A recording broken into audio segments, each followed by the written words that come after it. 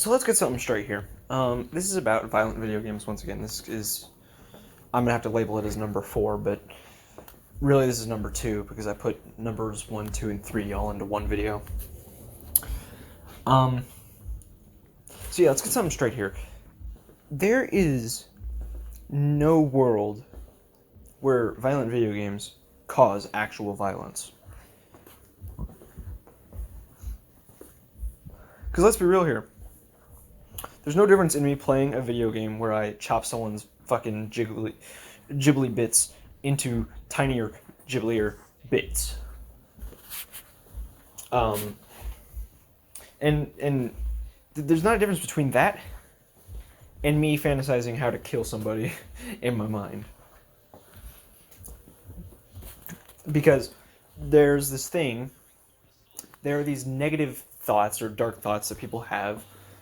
Wanting to shit on your coworker's desk, wanting to shit in your boss's coffee, or just do, that thing where you open up someone's laptop, shit in it, and then you squish it down. There's a lot of shit going on there, right? There's a lot of shit to unpack there. But basically, that's the same thing as if I were to, because you never do it, right? I was watching something, and this guy was like, I can't remember what I was watching or who it was, but this guy's like, it's like, well, that's no different than me fantasizing how to kill my 4th grade teacher in 5,000 different ways. And let's be real, no one ever does that. Well, some people do that. But just because you have a dark thought pop into your head or you're playing a dark game, it's not going to take control over you. It probably makes people feel better thinking that we can just blame everything on, well, the devil made me do it. I didn't actually do that. It was the devil coming out. It doesn't work that way. All right? You can't... I know Wonder Woman kind of undercuts this, but there's a line in that movie where Steve Trevor says, men just fight. You can't just stop a big bad monster and all the fighting's over.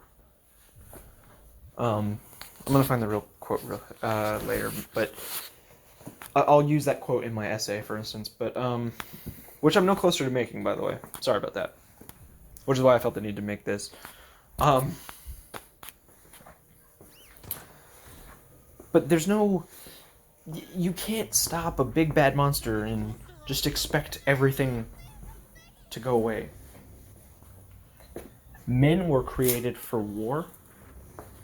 That's it.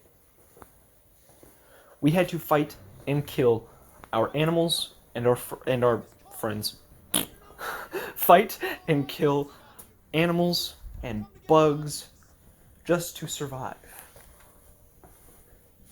We eat that, we last another day, right? We kill this, we survive another day. And unfortunately, the emotions that came from that, the emotions that help us survive, the emotions that, the emotions and instincts that came with how we had to survive, carries over sometimes. Sometimes man goes too far. Sometimes man kills. It's just how it is. I'm not justifying it. It's a horrible and heinous thing for one man to kill another. But it happens.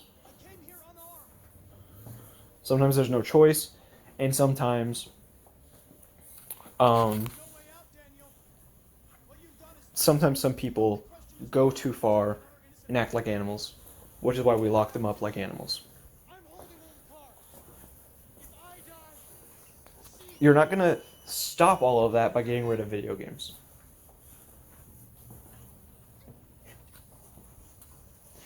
So, these politicians are either stupid enough where they think they can create world peace by getting rid of video games,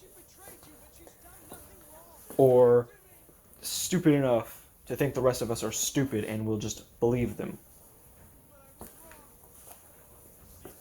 That's just how it is. There's nothing else to it.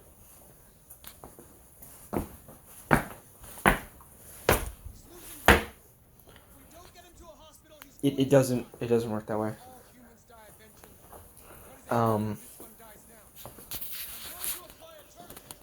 I mean, you know what? If getting rid of video games caused world peace, go for it. It's not going to. It's not going to. It's not going to make men any less deranged. It's not going to help you sleep at night. It's not going to do anything. So yeah, if getting rid of video games helps you sleep at night, go choke on a fat dick. You're not getting your sleep. I have things in my life, and they help me, and those games help me unwind. I'm not gonna sacrifice, all of that, so you can get some more sleep. Suck a fat dick, and get out of get out of the political, get out of any sort of political field you're trying to go in. My essay will be more thought out than this video, naturally. And hopefully around 42 minutes long. But we'll see.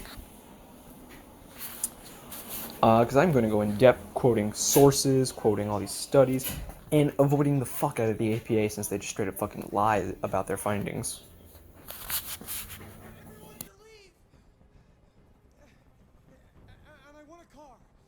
When I'm outside the city, I'll let her go.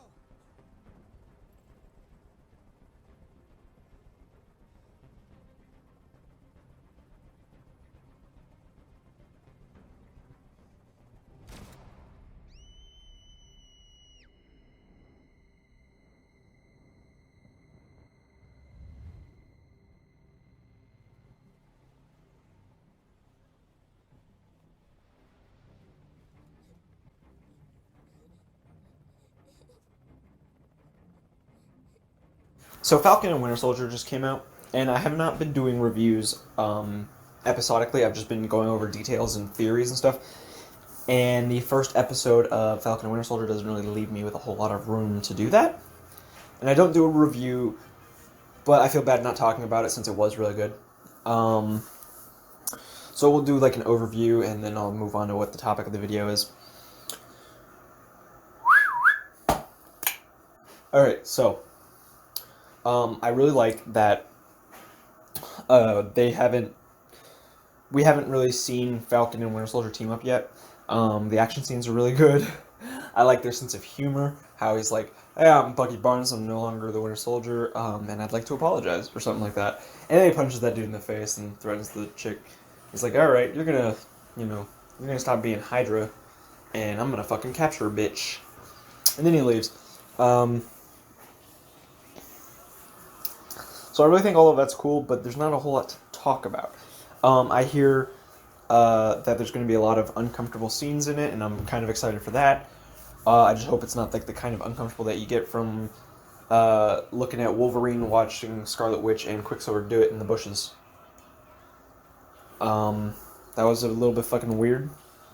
Marvel always turns to incest when they want to get weird, and that's just weird. So I guess it worked. But I hope that's not what we're doing with here. But, yeah, so, the opening action scene in Falcon and Winter Soldier was fucking awesome. He's doing all these, like, cool things. He's doing all this cool shit with his wings, and then he fights that helicopter, and then he gets the missile to blow up the helicopter. And then there's a lot of swearing. Not, like, R-rated swearing, and I'm not, like, being like, oh, the swearing's really cool, or, hey, kids shouldn't be watching this. It's just, like, something I was not expecting. Because WandaVision didn't have any of that, and also Marvel doesn't normally have a whole lot of that. They have Hell, Damn, and they had, like, shit, like, one time in Age of Ultron. I guess, they call Thanos a bastard and a bitch in, or a son of a bitch in, Endgame, but, yeah, Falcon and Winter Soldier just had a whole lot of shit, and I was like, wow, that's kind of weird. It's not used as effectively as Batman versus Joker, where he's, like, She told me to make your death very slow. And make no mistake, I will fucking kill you. I was like, ooh, fuck. Like, a little pee came out of me when I heard that. But in Falcon and Winter Soldier, it was just kind of weird. It was just kind of head-turning. It was like, what the fuck? It just felt really weirdly placed. So, but I'm interested to see the effects of the blip, because we don't get to see that in WandaVision. And they make a joke out of it in Spider-Man Far From Home. So now we get to see it in Falcon and Winter Soldier. And yeah, the blip didn't do any favors for anybody. So having to adjust to this new life is kind of... I mean, like, for Falcon, it's pretty much... He woke up one day, and shit was different. He's like, what the fuck? He went to sleep one night, and he just wakes up in his bed, and he's like, ah, good morning, honey. And then he's like, ah, what the fuck? Ah, shit's happening. You know? So we don't... Now we get to see that. The two characters that have been gone for like 5 years are now getting more focus. Winter Soldier's in therapy, that's interesting. So, yeah, that's really all I have to say about it. Good show. Now back to the main topic of the video. So, people are not happy with WandaVision because of the Quicksilver thing. Now, I'm just really disappointed. I'm not really pissed off or anything, but they seem to have really pissed off. They really seem to have kicked the hornet's nest, so to speak. I fucking hate hornets. So, they really seem to have kicked that nest pretty badly, because people are really disappointed with Quicksilver. How that, was a dick joke. But, honestly, I'm just kind of disappointed. Some people were taking it like it's the end of the world. But here's what I think we were all expecting, and so I think this is what everyone was expecting, is like, in the final episode, the Hex would be undone, and Pietro would turn out to be Peter from the X-Men movies, and so he'd be like, alright, I gotta figure out how to get back to the school. You wanna come along, sis? And so Scarlet Witch is like, wait, sis? Wait, so there's one of me on your... wherever you came from, and something like that. So she's like, no, I'll pass. And it's like, the school is full of people just like us, you fit right in. And she's like, what do you mean just like us? And he'd explain, mutants, X-gene, superpowers. I think that would have been cool. Now what I was expecting was that Hayward was turning Vision into a Sentinel, and right at the end, when the Hex is undone, partially, Peter would get control of himself again, and he'd help fight Agnes. And then he'd drop the mutant bomb, but we'd see Sentinels invade the X-Mansion, and so Scarlet Witch and Peter both leave to the X-Men universe to stop the Sentinels from destroying the mansion. I know that was a bit much, and maybe that was an unrealistic expectation. I'm aware of that. But I expected something cool to be done with that version of Quicksilver. Come to find out, it was just a dick joke, and that wasn't Quicksilver at all. They had to have known that would be fucking disappointing. There is no way they didn't. I'm sorry, I refuse to believe they looked at the Mandarin twist and were like, yeah, that's a good idea, won't piss anyone off. The thing, though, with the Mandarin, is we're actually getting the real Mandarin in the Shang-Chi movie. So, what they next have to do is put that actual Quicksilver in like Doctor Strange 2 or in something else. Maybe even the Spider-Man movie. And then because we know Deadpool's coming in. It's going to be the same version of Deadpool. If Deadpool does not at some point bring in his version of Quicksilver, what the fuck were you doing? Alright? Evan Peters says, anyways, he might just be putting on a face or whatever, says he's down to come back as Quicksilver. Like, I'm not gonna say he wants to. He just says he's down, But, get that guy back on here. Like, what the fuck were you thinking? It's one of those disappointing things. Like, some people are disappointed with their theories not coming true. And alright, my expectations, my theories I didn't expect any of my theories to come true. I was just theorizing. The ones that I did expect were Sentinels, mutants, and Quicksilver. Because you put Evan Peters right there. I wouldn't have said shit about the X-Men had you not put Evan Peters in it. I would not have said shit. But you put Evan Peters in there. You said he was Quicksilver. And then you're like, nah. I'm sorry. But suddenly, you did that. Some people were like, oh, Reed Richards is going to show up. And then they were disappointed when he didn't. I was like, that would be cool. But I'm not going to expect it, alright? I'm hoping, I'm not expecting. But... And so when it didn't happen, I was like, yeah, whatever. But Quicksilver, I see his face. I see him dressed up. I see him. I'm sorry. I'm looking at him, and you're telling me that that's not actually going to be Quicksilver. What the fuck is wrong with you, person?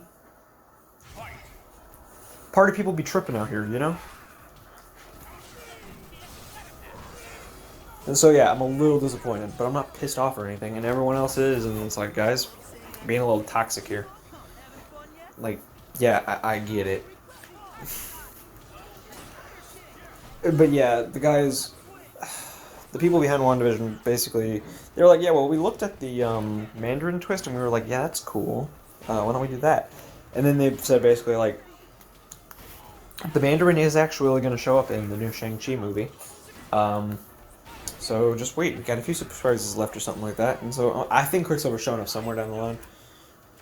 That version of him, too. I don't think they're going to bring back Aaron Taylor Johnson's anytime soon. They should, though. That guy got cucked out of a movie. Joss Whedon's like, well, someone has to die. It's you. No one dies in Justice League, and the stakes are still really big. Well, Silas Stone dies, but none of the main heroes.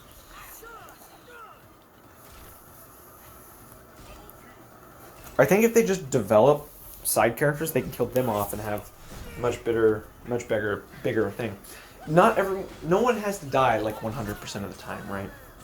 You don't have to take an established character or a new character and just fucking axe them if people start to like them. You took Quicksilver and you're like, yeah, let's fill him with bullets. I'm sorry, but does not Hawkeye dying make more sense? Whatever. And, like, dude, even I said, you know what, maybe it's not the Fox Quicksilver. Maybe it's one from the Brotherhood of Evil Mutants timeline. Or universe. So, that's a theoretical universe I came up with where he'd still be an evil Quicksilver. It wasn't either, and that's really disappointing. It makes sense how, the Stages of Grief or whatever, she had, like, bargaining. She's just like, well, I've lost everything. At least I still have Quicksilver. Or at least I still have Pietro. And so she's just accepting that that's Pietro, that even though it isn't. And so the audience is doing that too. Fine, that's poetic and all, but I'm even more disappointed than Wanda, honestly. Why would you do me like that? Why don't you pull my ears while you fuck my butt? So, yeah, man, that was a little too vulgar, that ending. I kind of, been saying some words here, but I think that pushed it. Whoops. So I gotta end it here, guys. But, yeah, no, none of that was cool. Like, what the fuck? I want them to look me dead in the eyes and say, yeah, we thought it was a good idea. Because I don't think they did. I think they're citing that as inspiration. I don't think they thought it was a good idea. This feels like a hold my beer thing. There's only one way this can fucking go. What were you expecting to happen? You expecting people just to take it? Like, what the fuck? What the fuck? I don't understand. Not once, not ever. Not now, not ever. So, yeah, that's it. I think the X-Men will show up soon enough. I'm hoping sooner rather than later, but they'll show up and we'll see. I'll be right back. That didn't sound good. Yeah, let's just fucking pull his ears while we fuck his butt. So anyways, The yeah, that was nothing. So, the X-Men will show up sooner rather than later, hopefully, but soon enough. And they're down a Quicksilver. They got to do something to bring a Quicksilver back in. Evan Peters or Aaron Taylor Johnson. Either's fine, but I don't think you can just make a new one. And Speed and Wiccan don't count. I think they're down a Quicksilver and they need a Quicksilver.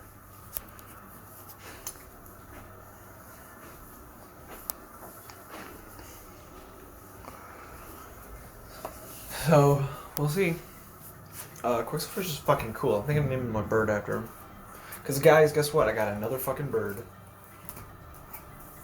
I've had Skrull and now I got a new one. He's blue and gray. I'm thinking Quicksilver. We're putting it to a vote. We'll figure it out. I mean, like not YouTube vote, family vote. But we're all gonna come up with names. We're gonna shuffle them, and we're gonna see which one gets picked more. We'll vote on one name. Oh no, that doesn't work at all. I don't know what the fuck else. So we'll vote on 2 names first, then we'll vote on 2 more, and then if Quicksilver beats one, and then like fucking Blueberry beats another, then it'll be who do you want more, Quicksilver or Blueberry? We'll find out. So we're putting that shit up to a vote. We're gonna name our bird. It'll be pretty fucking sweet. They're already getting along really well, so that's kind of cool.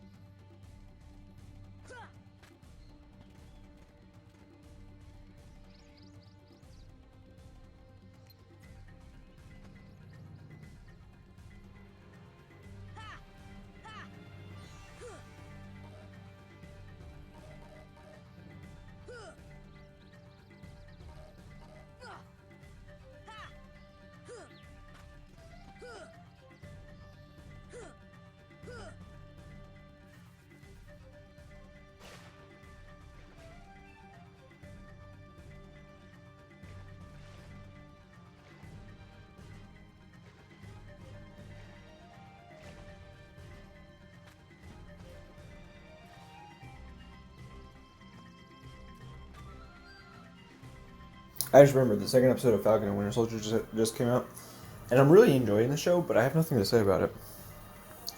I don't really do reviews. I do theories and speculation, that kind of stuff. Well, sometimes I do reviews, right? But I don't do reviews on episodic basis. Like, I'm not reviewing Superman and Lois, but I am doing theories on that. I didn't review WandaVision until all of the episodes were out. And I'm not reviewing this until all the episodes are out. But I do have to say something to keep me in the algorithm, right? So I'm going to walk us through, I guess it's kind of a review, but I don't want to call it a review, right? I'm not going to give it a score, I'm just going to give it my thoughts.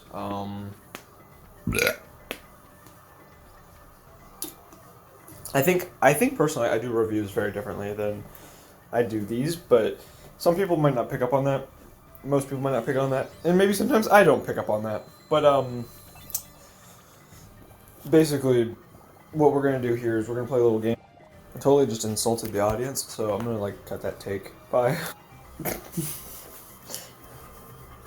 Gonna have to cut that out. Okay, so basically Falcon and Winter Soldier. Episode 1 kind of starts off pretty good. It's smooth, but it plays it safe. Episode 2 is way better in every regard. In episode 2, or in episode 1, we see Bucky is in therapy and Sam is in, the Air Force or some shit. And so he's like, I'm going to give up the Captain America shield. I'm just going to wear this red, white, and blue outfit, but I'm not going to have a shield. And I'm Falcon. And then, Bucky's like, I'm not the Winter Soldier. I'm Bucky Barnes. And I would like to apologize or something like that. And Then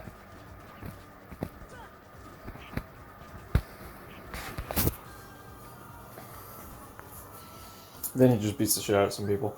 We get to see flashbacks of Bucky killing people. He's having nightmares that are like that come in like the form of repressed memories.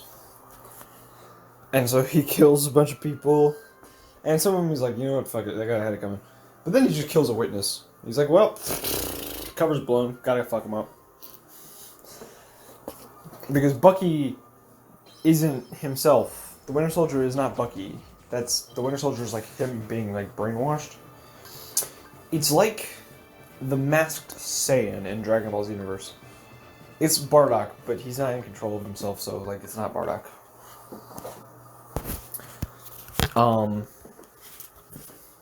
Fuck, spoilers. You know what? No. It's not spoilers. They don't even try to hide it in that game. Well, they kind of do, but it's too obvious. I see the mask saying, like, at the beginning of the game, I'm like, oh, it's fucking Bardock. And the game is just like, who could this possibly be? Who? So, yeah. But,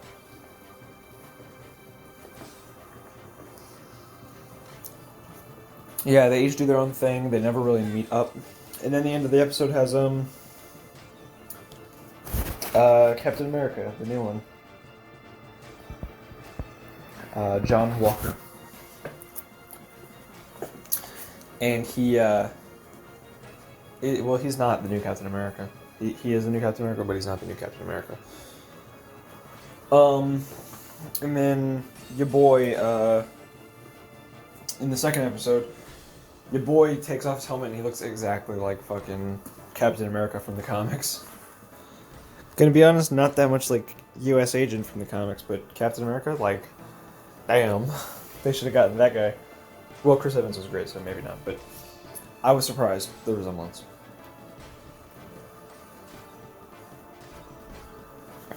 And then, episode 2, they're working together, Sam and Bucky, I mean, and they cross paths with U.S. Agent a few times, but they kind of just reject him. Dude is being so nice, and then Sam and Bucky are just like, fuck you. And there's a scene where Sam's running off, and he looks behind him to see the John Walker. The way that meant to me is like, he's like, you know what, fuck, I'm being kind of like an asshole. Because if it were me, I wouldn't have looked back, I would have just flipped him off. So I'm guessing that he's just like, you know, maybe I shouldn't do that. But I don't know that he's going to turn evil, because everyone's expecting it, and usually they want to do something no one's expecting. Although, I would wager that he goes a little extreme in his methods. But he's too patriotic. He just blindly follows whatever the government says. There's a fucking line in the fucking comics where he says, let me find it real quick. Alright, yeah, I don't fucking know. He said something about being like, oh wait, I have it saved actually. I was thinking 10 moves ahead. Chun-Li, I hear you're a detective. Ma'am, if Uncle Sam wanted me to be Mickey Mouse, I'd do it. It's like, what the fuck? I have no memory of my past. I was all alone. I think being overly patriotic is also a problem. Like, why do you care so much about your country? It was like a father. I care about the people in it, not the people who rule it. In an accident. The people who rule it have no fucking interest in what I want. I have no memory. For no fucking interest, like, not to be political here, but remember one thing. Back when he was alive, all they should be concerned about is if I'm paying my taxes and abiding the law. But no, apparently they fucking want to take away video games and comic books and like just fucking piss off already. And eat a fat dick, why don't you? Are you sure? So, like, dude, fucking gun control, that's a logical thing, even though I disagree with it. But fucking video games, are you fucking serious? So yeah, not to be political here, but you're fucking retarded. Anyways, yeah. That dude probably gives up whatever he wants, like, fucking, just because he's a patriot. And actually, when he gave that quote, his name was Super Patriot, so that, you know, that explains a lot.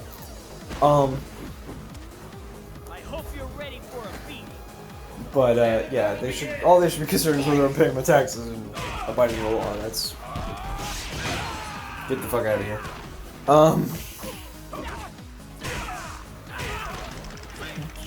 But then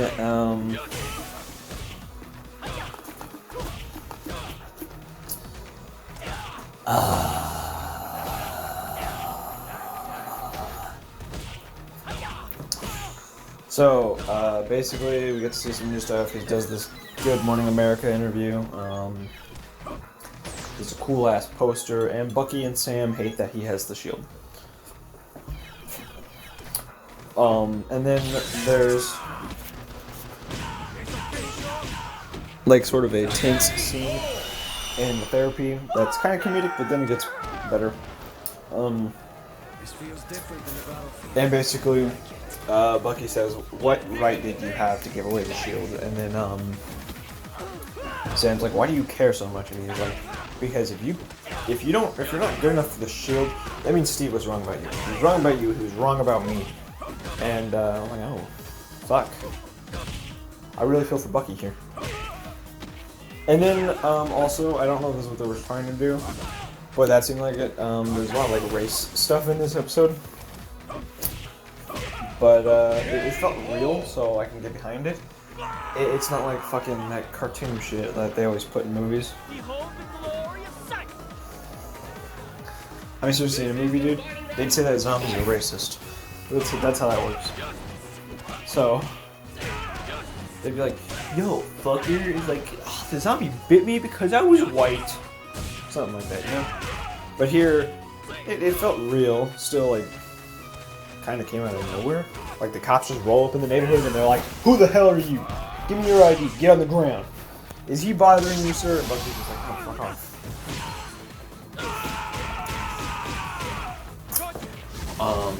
And then I really like to see what the US agent does, like,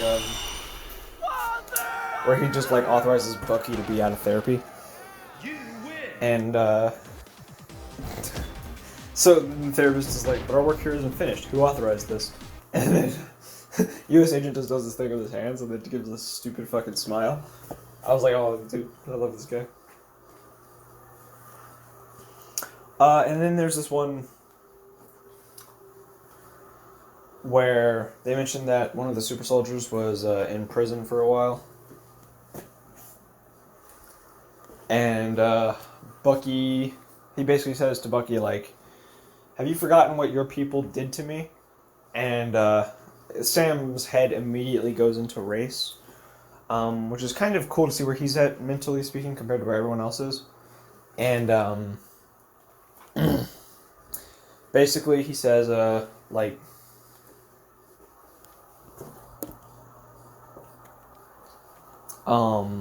later at the end of the episode, he's like, "Well, Isaiah said," and then, but Sam's like, "No, he didn't mean that." And he's like, "Well, no.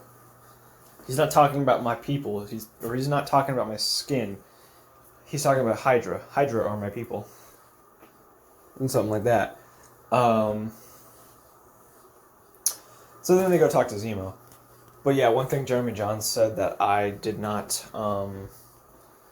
disagree with is that it felt like when you say Zemo's name, it felt like, yeah, the audience is kind of stupid. It's like, yeah, why did you have to say Zemo's name? Like, just out of nowhere, Sam just says, "Then it's time to see Zemo." When Bucky just said, "Let's go talk to this guy." It's like, you didn't have to say his name? That seems really weird that you said his name. Y'all both know who you're talking about. Although I thought they were talking about Isaiah. So, I mean. But when you see the dude's face, you're like, "Oh shit, it's Zemo." So, I don't know. I'm excited for the next episode. I really am. There's just no overarching mystery here. One theory I do have that I guess I can say is I'm like fairly confident that Helmut Zemo is actually behind the Flag Smashers. Once the Flag Smashers kill Sam and Bucky, then he'll kill them. I believe very much so that that's what's happening.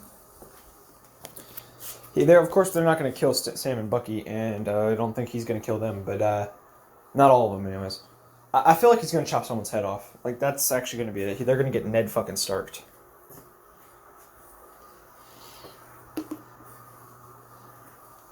So we'll just wait to see what happens. But there's no, like, dude, from the very beginning of WandaVision, I was able to make some theories. This seems like it's going to take a little while. I mean, hopefully when we get to the Madripoor and Geonosis, that's what it was. Geonosis is from Star Wars. Genosha and Madripoor, which are rumored to be in the series.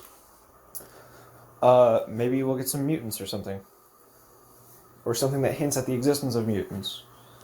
I think if you get Genosha, you definitely have to acknowledge mutants, because that's like, what the fuck are you doing? Like, you get Genosha, fuck, and you don't have Magneto, what the fuck are you doing? Also, side tangent, the MCU totally needs to add, like, Asteroid M. Like, that shit's fucking hot. It's just a fucking asteroid in space that the mutants live on. Is that not fucking sick? I mean, I know it's kind of cartoony, but, like, get the fuck out of here with that. I want that. Give me it. So yeah, without further ado, that's the end of this. I don't have much more to say. I'm just flapping my gums at this point.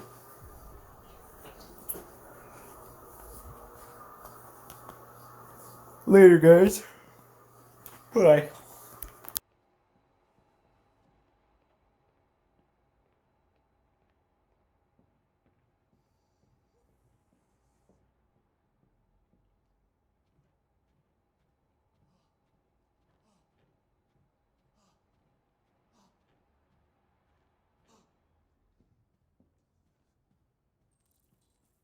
Okay, I just want to say about mutants being introduced into the MCU, all my theories were wrong.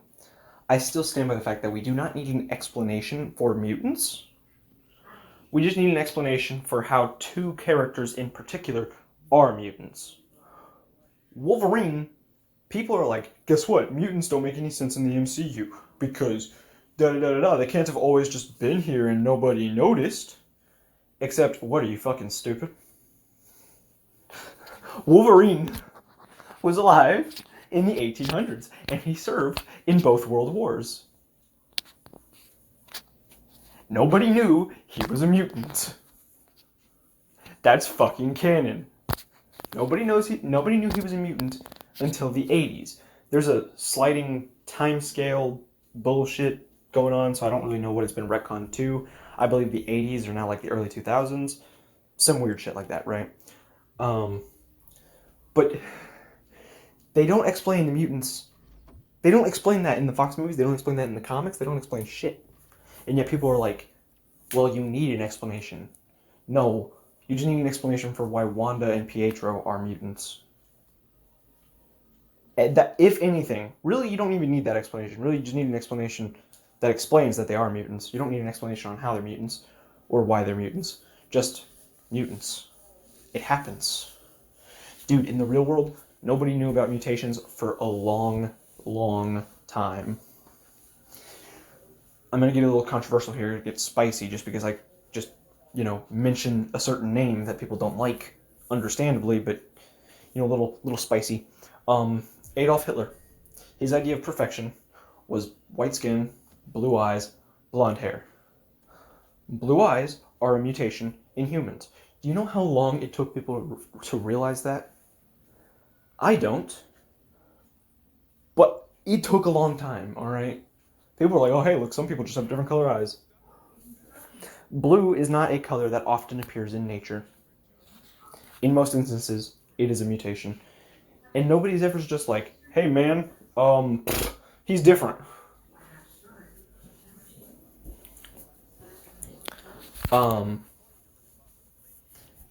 So, I was going to say something else, but that could be wildly misinterpreted, even though I don't mean anything negative by it, so I'm going to drop that.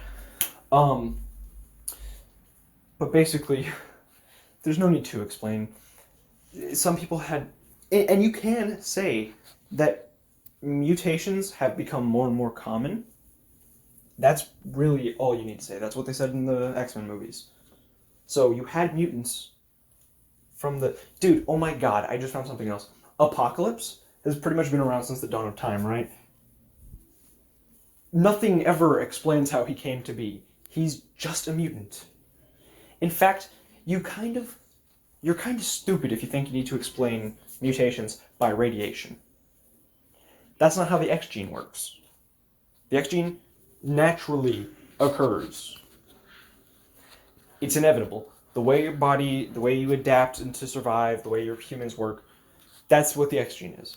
There's no reason that you need to explain it. The only thing that is kind of weird is Apocalypse is from the dawn of time, pretty much. I mean, really, it's like ancient Egyptian times. I don't fucking know. But he's like fucking millions of years old. Millions. Fuck it. You guys get what I'm saying. I can't word it. But people are like, oh, Monica's a mutant because she went through the hex and she got mutated. That doesn't make her a mutant. Just because her body structure changed when she went into the hex doesn't make her a mutant. That's not how mutants work.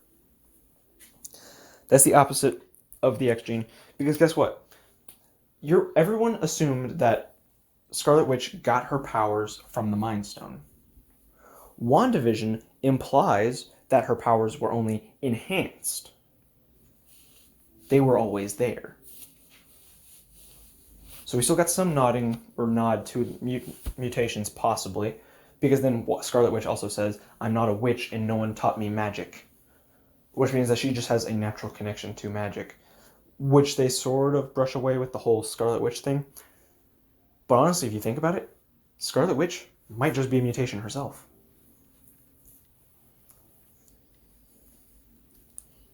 So if you think about that, and then her kids had powers, right? I think her kids were mutants as well.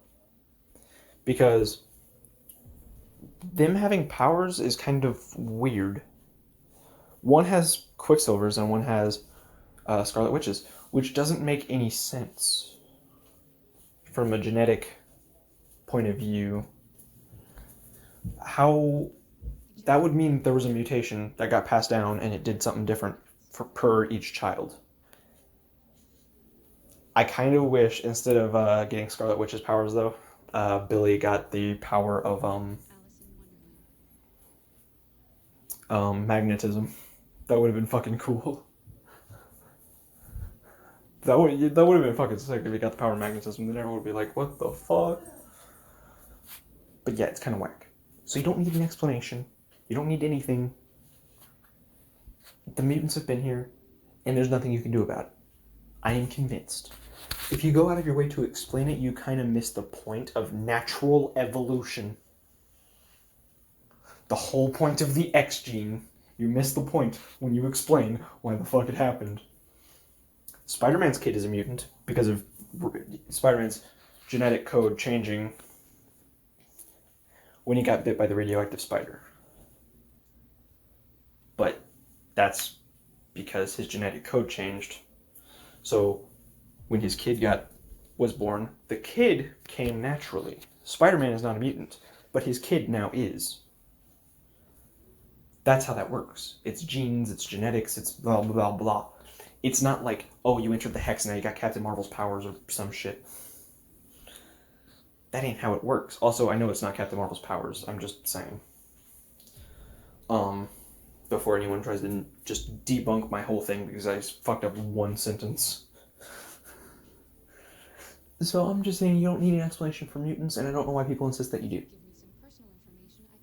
That is all. People are like, oh, we gotta explain. You can't just... They couldn't have just been here the whole time. Have you picked up an X-Men comic? Have you watched an X-Men movie? Have you watched one of the muties? Have you watched one of the muties? They give you the explanation in the first movie. They literally fucking tell you how it works. Watch the first movie, guys. Not the first in the timeline. Straight the first movie. I think they explain it in the first in the timeline as well, actually, first class. But if you watch X-Men 2000, as in the year, yeah. Like, what the fuck? So,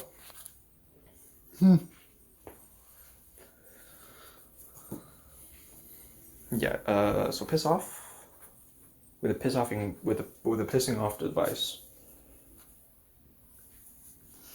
The snap creating mutants doesn't really make any sense either. How is you gonna create Wolverine back in like 1806 with a snap in 2019? Bitch, explain us. Bitches, explain us. I do think that the way they should introduce mutants, though, is with Billy and Tommy in Doctor Strange 2. Because I'm like confident that they're going to appear in that. And Spider-Man in like the future. And so like Billy and Tommy and Spider-Man will be the first mutants we see. Then we see like Professor X trying to get, not Spider-Man, Spider-Man's kid.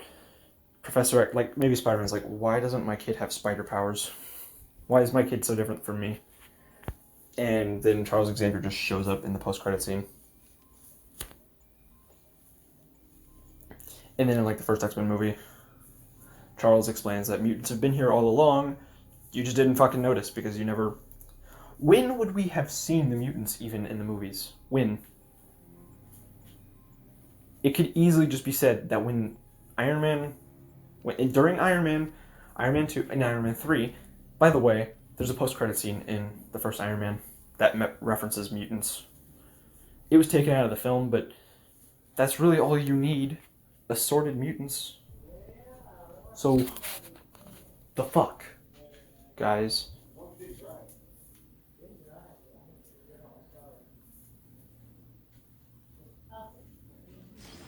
So that's like really fucking dumb, guys. It's like really fucking dumb. So the way you introduce mutants, Spider-Man 5, he has a kid with MJ, there's a bit of a time skip, time jump, whatever, and then Billy and Tommy in Doctor Strange 2, pulled from another universe, and then Wanda and Vision actually have their Billy and Tommy time skip, and then you have,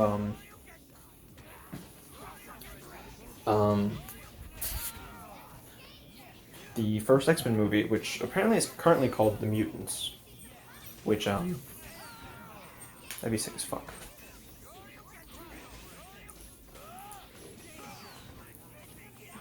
And so you put Billy and Tommy and Spider-Man's kid in, well, not Billy and Tommy and Spider-Man's kid, more like you put the kid of Spider-Man with Billy and Tommy, and,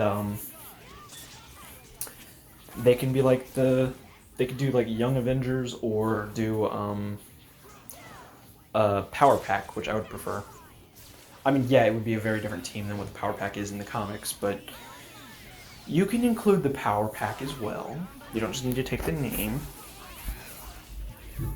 But yeah, do Power Pack, introduce Power Pack in the first X-Men movie, but focus it on like Cyclops and Jean and Professor X and Magneto. And then do, have more focus on Power Pack in X2, but then the Power Pack get their own movie, obviously, and it's still an X-Men movie with X2. And then you could have Billy and Tommy and whatever after the first Power Pack movie, leave the Power Pack and go do Young Avengers, and then another time skip, so you can age the characters up a bit more. Be fucking sick.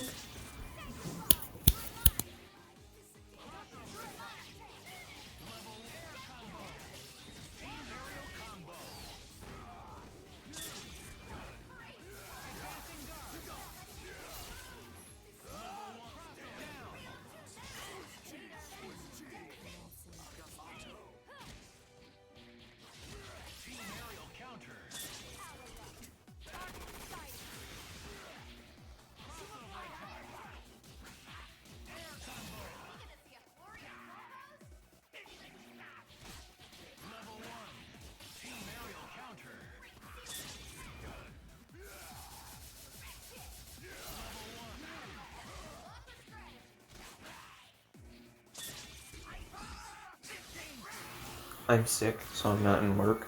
So I'm doing another how to introduce blank into the MCU. that is not based on comments because my video hasn't gone up yet. So there are really no comments to pull from because no one even knows that I'm fucking doing this right now. Yeah, I can work through a lot of things at work. I can work through a headache. I can work through sneezing or sniffles or whatever. I can't work through nausea. And it's too late to call them and be like, yeah, hey, I'm feeling a little bit better. I probably wouldn't anyways. But yeah, my stomach's so crazy upset I had to take a bunch of medicine. That barely did anything. So anyways, here is how to introduce Charles Xavier and Magneto. So I think Charles Xavier should be a post-credit scene. Magneto should be introduced in whatever movie has Xavier next. But I think it'd be really cool if we changed up how the characters are a little bit. I can't remember fully how I came to this decision, but I think they should focus on a younger Charles Xavier and a younger Magneto, similar to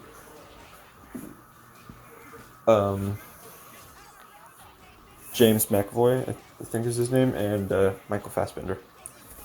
I think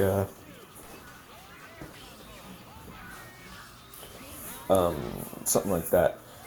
But also, kind of think they should make Xavier more of a superhero. It'd be cool if he used his powers, telekinesis and telepathy, to help him in battle. And he had the full use of his legs. Like, I want to see some Daredevil bullshit, right? Like, not flipping around like Spider-Man, but, you know, doing somersaults, being, like, really good. I think we should give Charles Xavier Eskrima sticks, honestly.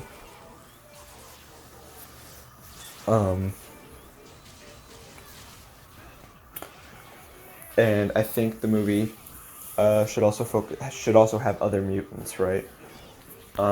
Specifically Iceman, Pyro, and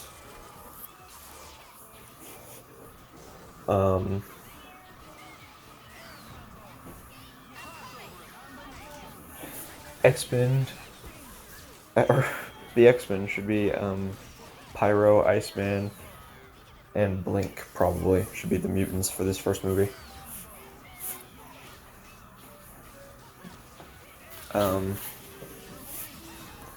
I think Iceman and Pyro should start out as kids, but Blink is probably more around Xavier's age, and so Xavier would know when to fight and when to try to talk people down.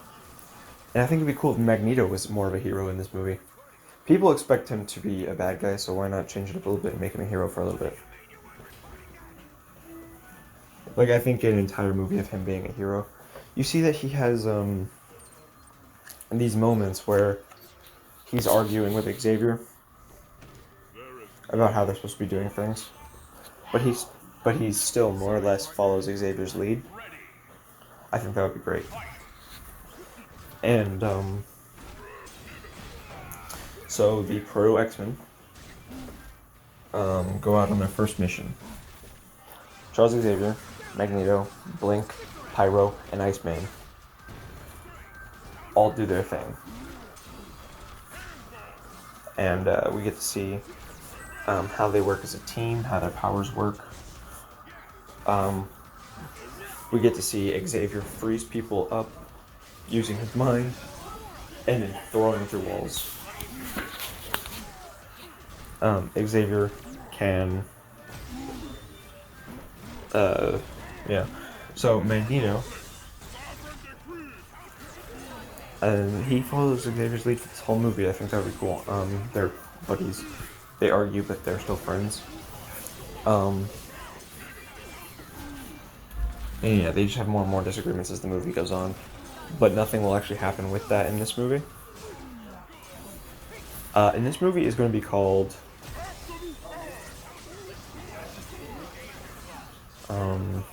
what would we call this one? I don't think it should be an X-Men movie.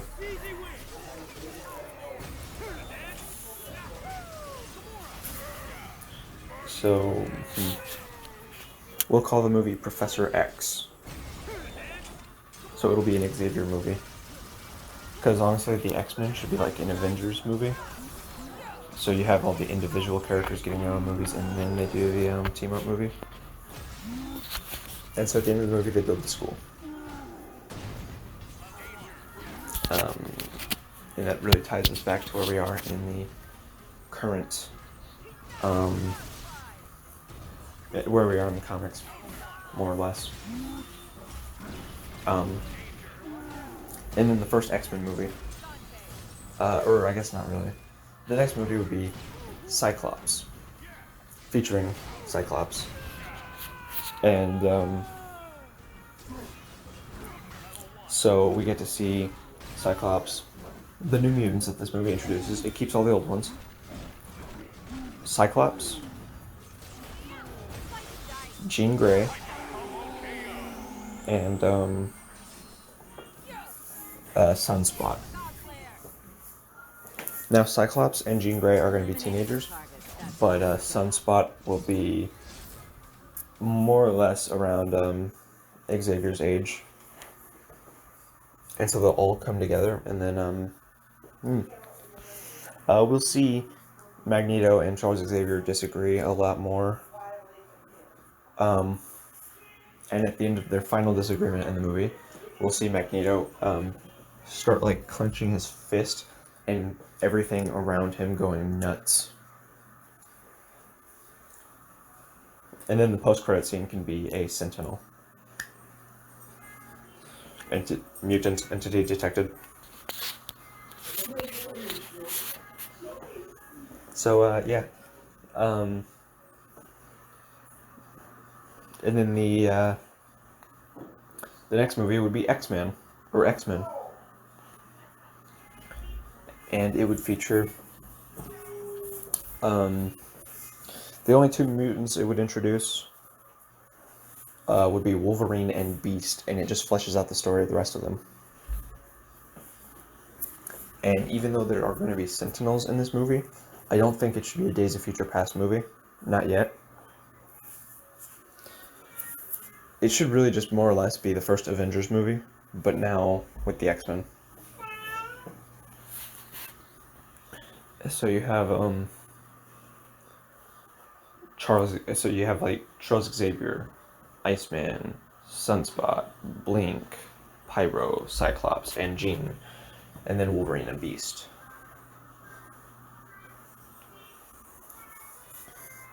And the Sentinels would not be the Days of Future Past type Sentinels. They'll be very small. Think of the Dark Troopers from the Mandalorian. I think that's how you do the Sentinels first, the first time around. But even though there would be Sentinels and there'd be a plot point with Bolivar Trask, Magneto is the main bad guy of the movie. And yeah, Charles Xavier is still around fighting, still has the use of his legs, but I think we should see him do, when he's fighting, he should focus on, like, kicks rather than punches and stuff. And that way, when Charles Xavier inevitably loses the use of his legs, it feels way more impactful. I think that'd be great. So I think Charles and Magneto's final argument in this movie is going to be something like really big. Like, I think maybe one of the mutants get killed by by a Sentinel. And so Magneto wants to go kill Trask for creating the damn things. And Xavier says that they'll never be able to coexist if they view them as a threat.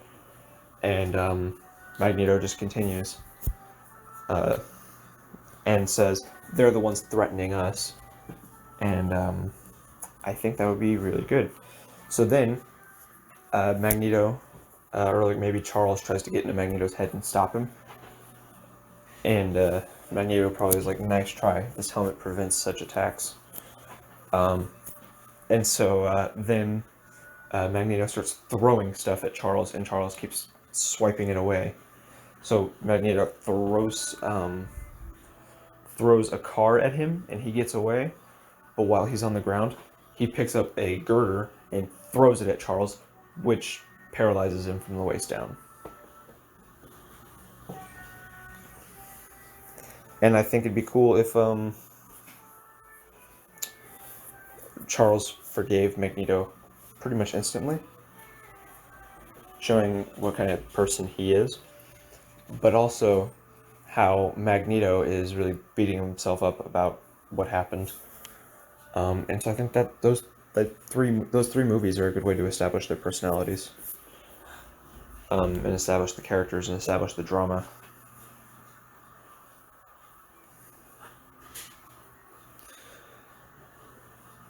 Like, whereas in X-Men First Class, Magneto accidentally paralyzes Charles. In this one, he does it on purpose. Like, he doesn't know what the result of his actions are going to be, but he still intended to harm Charles. So I think that's how you do that. Also, I think Wolverine should be in only 30 minutes of the movie.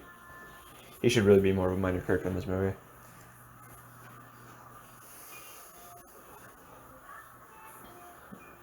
But I do want to see him cut open some Sentinels. And yeah, I think that's how you do it.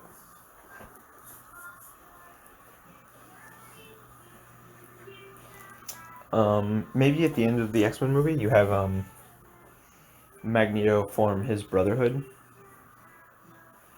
So it'd be cool if Pyro and Jean joined the Brotherhood. I know Jean is the good girl. She doesn't do that shit, but make some changes. It'll work. I think it'll be really cool and add some drama.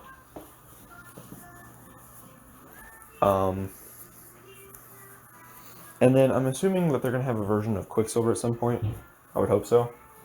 And I really want to see Quicksilver and Scarlet Witch join the Brotherhood as well. Perhaps Magneto has made Pietro an offer, and maybe he feels rejected or forgotten. So he hates the Avengers now, and he's going to help Magneto kill the X-Men. Or not kill them, but he's going to help Magneto stop them. And he's going to help... Magneto is going to help Quicksilver stop the Avengers. Because I don't think Quicksilver would want to kill anyone. But Scarlet Witch would feel probably rejected by the Avengers after what she did in WandaVision. I actually don't really know how that's panning out because we still have 2 episodes left as of the time of recording this.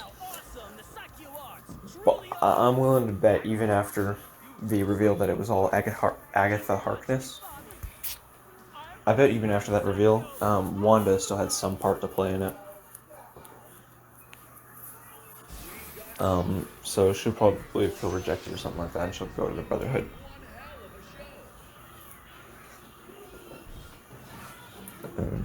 Yeah, so I think that's how you introduce Charles Xavier, Magneto, and some of the other X-Men. When I come back to mention the other X-Men, I'll give some different ideas.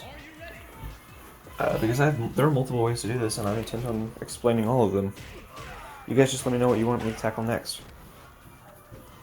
If you don't, it's probably going to be... I'm probably going to explain the Brotherhood a bit more.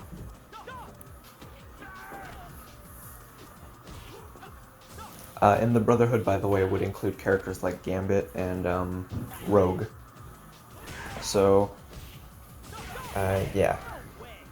Let's see. What you guys want me to do. Just leave your comments and I'll explain basically anything. If you want me to talk about Darkclaw or the hyena, I can even do that. I know there's no chance in hell of them ever showing up in a movie, but that's not the point of this video. So, if you want me to talk about Darkclaw and hyena, go ahead. Bye.